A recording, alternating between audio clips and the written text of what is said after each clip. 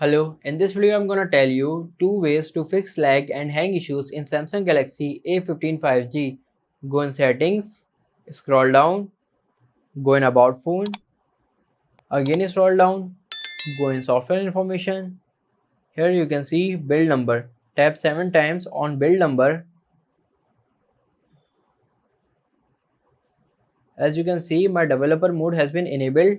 Go back, scroll down, tap on developer options, search here, animator. As you can see, animator duration scale is showing. Tap on it,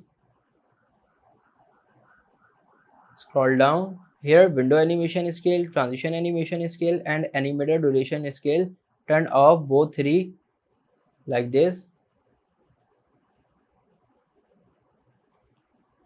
This is the first method to fix your lag and hang issues in Samsung Galaxy A15 5G. The second method is go in settings, scroll down, go in software update, go in download and install. Here you can see my software is up to date. If your software is not up to date, then update it. Maybe this thing is causing lag.